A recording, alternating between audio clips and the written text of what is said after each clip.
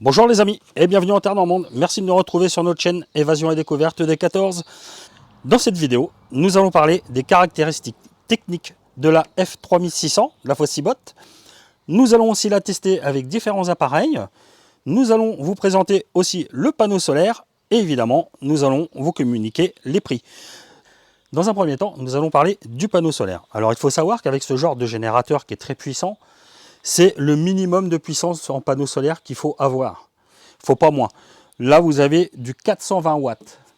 Donc, en présentation, vous avez une petite pochette de façon à ranger votre câblage pour brancher votre panneau. Alors, toujours, comme d'habitude, 1,20 m, c'est un peu court. Et nous allons le déballer. Alors, ce qui est très intéressant au niveau du panneau, c'est qu'il a des pieds derrière.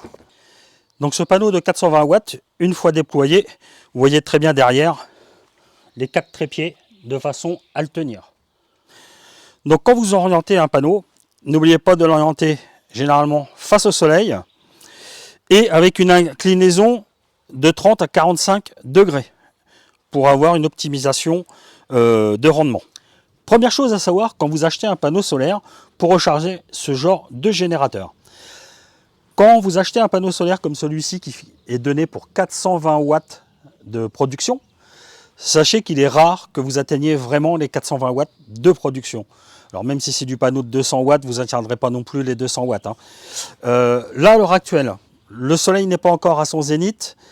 J'ai le soleil légèrement sur la gauche des panneaux, donc pas en face. C'est quand on a le soleil vraiment en face qu'on est optimal en production.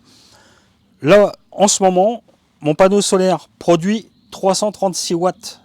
Donc là, il est en train de restituer à la batterie 336 watts. Alors, pendant que cette batterie est au sol, parce qu'elle fait quand même 42 kg, cette batterie, elle est assez lourde, on va vous faire voir.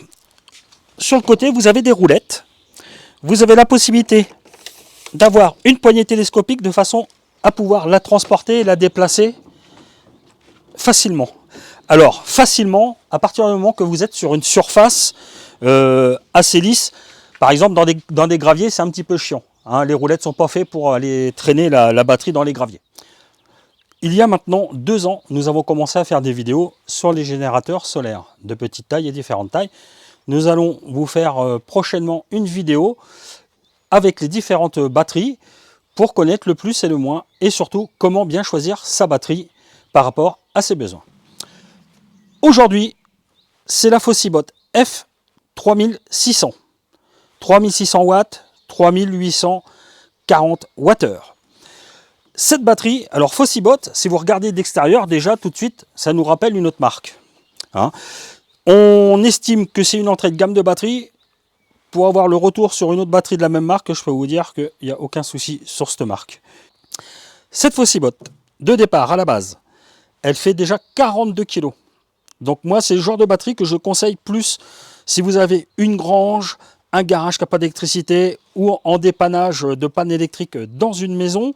Car dans un petit fourgon en nomade, ça prend beaucoup de place et c'est très lourd. Et vous savez bien qu'en van, le poids est important. Donc 42 kg, elle fait 60 cm de long. Elle fait 33 cm de large au niveau des roulettes et 47 cm de hauteur. Elle est fournie avec une trousse. Dans cette trousse, vous retrouverez quoi? Alors, il faut que je vous précise aussi que cette batterie, il ne faut pas la laisser dehors. Ce n'est pas un générateur comme tous les autres générateurs, on ne les laisse jamais dehors. Il faut toujours que ça soit à l'abri. Donc dans cette trousse, vous trouverez quoi donc? Et bien justement, en parlant d'abri, et ben pour la mettre quand vous voulez la ranger à la maison, tac, vous voulez pas qu'elle prenne la poussière, vous avez une petite housse de transport. Alors ne surtout pas à laisser quand il pleut, parce que dans ces cas-là, elle ne va pas pouvoir ventiler, elle risque de chauffer. Donc ça, c'est vraiment pour le stockage. Vous avez un cordon pour recharger en véhicule, si vous êtes en véhicule, sur une prise 12 volts, sur l'allume-cigare. Vous avez une prise, alors c'est un peu le bazar parce que moi j'ai déjà fouillé. Vous avez une prise pour le 230 volts et une prise pour raccorder vos panneaux solaires. Alors toujours trop court, ça c'est tous ces trucs-là, hein, c'est beaucoup trop court, hein, en véhicule. Il faudrait dire que la batterie, il faudrait qu'elle soit à côté de vous. Hein. C'est bien dommage. Vous avez une notice, voilà, d'explication. Un petit cordon pour recharger, vous allez voir, il y a une lampe intégrée qui peut s'enlever. Ça permet de recharger la lampe. Alors cette batterie, vous voyez, elle est quand même hors norme. Hein, c'est quand même une puissance de 3600 watts.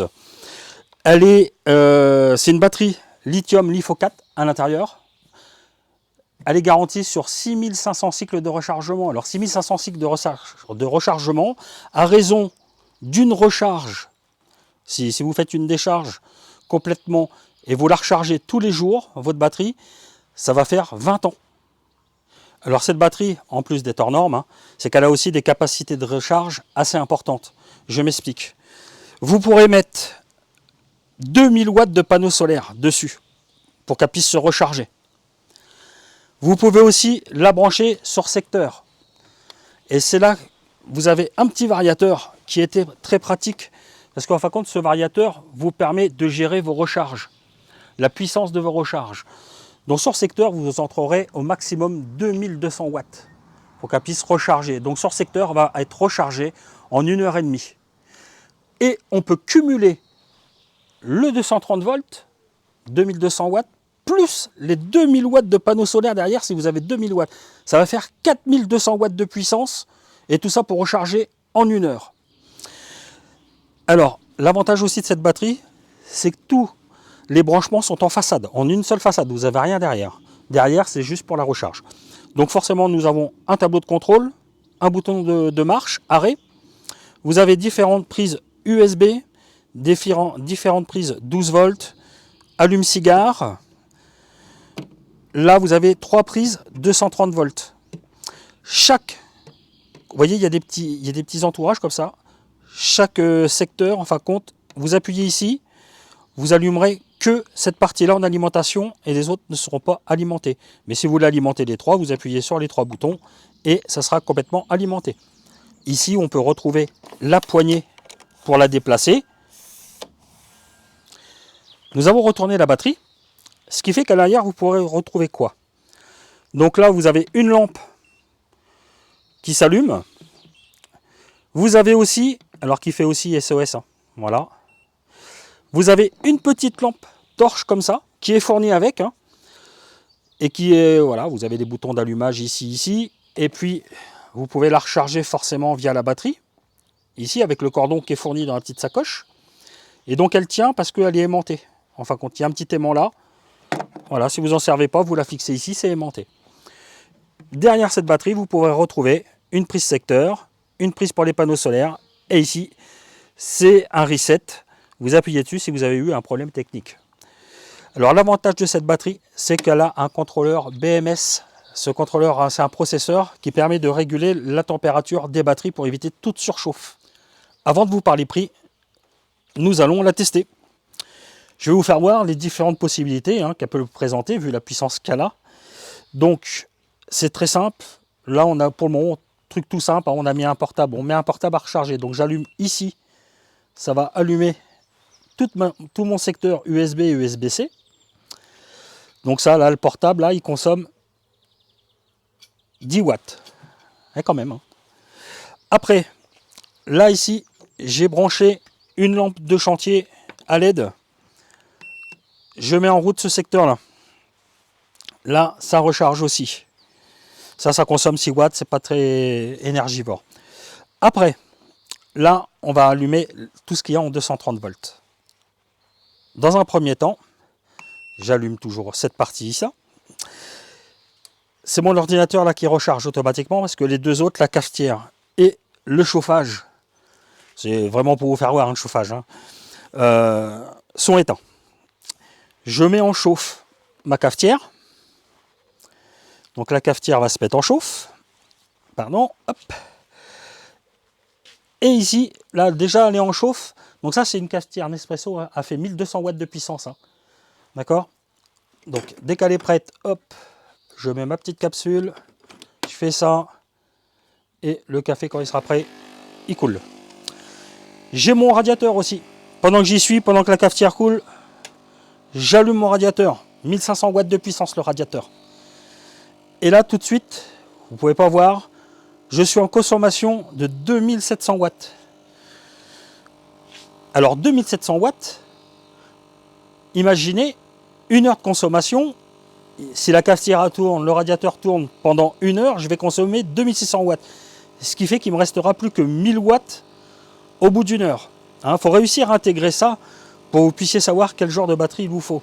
Juste avant les prix, pour rappel, on fera une petite vidéo de retour sur nos batteries que nous avons testées.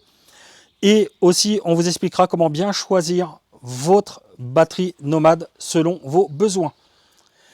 Maintenant, nous allons parler des prix, car c'est important. Alors, n'oubliez pas, dans la vidéo, dans la description, je vais vous mettre des liens. Alors, c'est des liens commerciaux, forcément. Mais je me répète, je ne touche aucune commission, que vous l'achetez ou que vous ne l'achetez pas. Pour moi, ça ne change rien. Donc, le panneau solaire en lui-même, qui fait office aussi d'abri achat, il est à 550 €. La batterie, elle est à 1599 € normalement, prix public. Voilà, donc elle sera à 1499 €. Et l'ensemble de la batterie, plus le panneau solaire, le prix normalement c'est 2099 €. Vous le retrouvez à 1999 €.